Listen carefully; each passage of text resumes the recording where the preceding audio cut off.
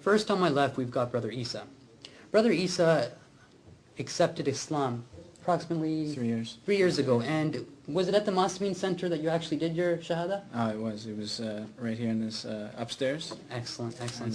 So you've started to get to know the people, the brothers and sisters in the community. Let me ask you a question that I'm sure you get asked a lot. Why did you embrace Islam? I do get asked this question a lot, and I could say that the most convincing reason for me was Islam's logical nature. I had a lot of questions, and I found that Islam really, quenched the thirst that I had.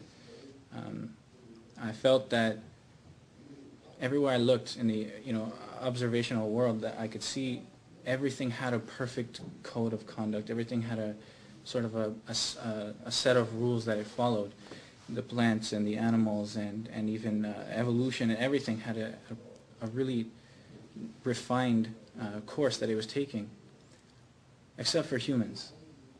And humans had this ability to really make their own choices, and it was very subjective. And in terms of moral questions, social questions, economic questions, political questions, it's so subjective. And when I look at the world, I see that everything is one way, and it couldn't be another way, at least in the context that it was created. So for me, my biggest question was, is there also a set of rules, a course that I'm supposed to be taking? Excellent. Can that be a subjective opinion, or is it something that is universal and for the common good? And when I started looking into Islam, I looked into a lot of religions. I grew up as a Christian, and I started finding a lot of similarities between Christianity and Islam in terms of their code of conduct, their moral code of conduct. And I looked at a lot of other religions, and I found that really the major point to our religion is to be a good person. I guess, at the end of the day, excellent. it's to become a good person. Excellent. And my question at that point was, okay, so how do I become a good person? If there's one person in the entire world that would know, it would have to be God. So I asked God, how is it that I can achieve, the pinnacle of my humanity?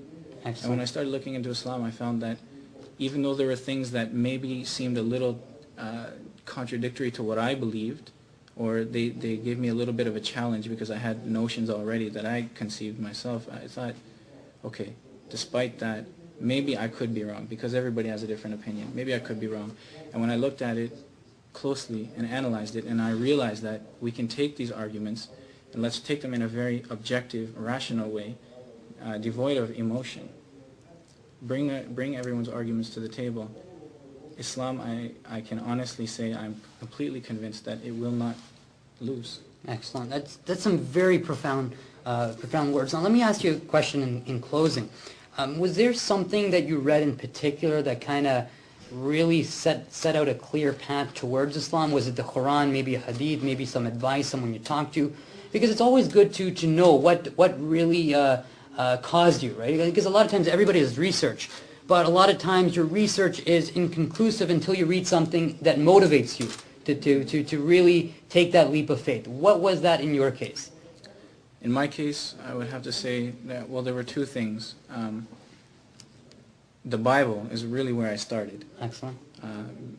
And I started doing a lot of comparisons between the Bible and the Quran, and I was finding that, they're really not so different. Exactly. And in terms of prophecies and everything, it's remarkable, some of the things that you'll find. Yeah.